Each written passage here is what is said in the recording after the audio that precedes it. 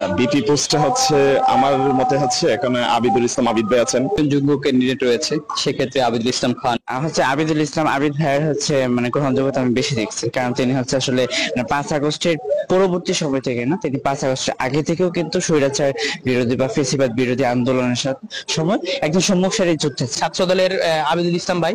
BP পদে আবিদুল ভাই আগে আছে, তিনি আমাদের গণঅভ্যুত্থানে, জুলাই গণঅভ্যুত্থানে নেতৃত্ব দিয়েছেন এবং আপনারা জানেন যে তার একটা বিখ্যাত উক্তি আছে যে কেউ কাউরে ছেড়ে যাবেন না। দিন শেষে সবাই তার কথার সাথে একমত হয়ে কেউ কাউকে ছেড়ে দেয় নাই এবং আমাদের 5 আগস্টে একটা জয় এসেছে। এজন্য 5 আগস্টের নেতৃত্ব এবং আবিদুল ভাইয়ের সর্বাধিক দিক বিবেচনা করলে আবিদুল ভাই বিপি পদে এগিয়ে আছে, আমি এটা মনে করি। আমি মনে করি যে ছাত্র দলের আবিদুল ভাই আছে, আবিদুল ইসলাম খান ভাই, উনিও একজন জনপ্রিয় ব্যক্তি, তো আমি মনে করি উনিও এগিয়ে আছে। তারপর উমামা ফাতেমা আপু, উনিও হচ্ছে ভালোই এগিয়ে আছে আমার মনে হচ্ছে। আপনার দৃষ্টিকোণ থেকে কাকে এগিয়ে রাখবেন? আমার দৃষ্টিতে আমি আবিদ ভাইকে এগিয়ে রাখবো। দলের আবিদ ভাই।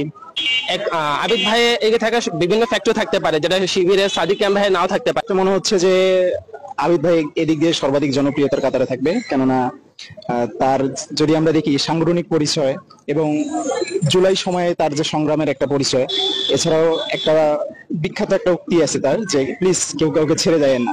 আমি মনে করি যে এটাই মানে সামগ্রিক ক্যাম্পাসে একটা প্রচারণার ক্ষেত্রে একটা ব্যাপক জনপ্রিয়তার তুঙ্গে তাকে তুলে দিবে। এই গণতান্ত্রিক আন্দোলনে যে আমাদের আবিদুল ইসলাম খান ভাইয়ের যে একটা অপরিসীম নেতৃত্ব এবং তার যে একটা অ্যাপিয়ারেন্স, সেই অ্যাপিয়ারেন্সটাই মূলত মানুষকে অ্যাট্রাক্ট করতেছে তাকে ভোট দেওয়া।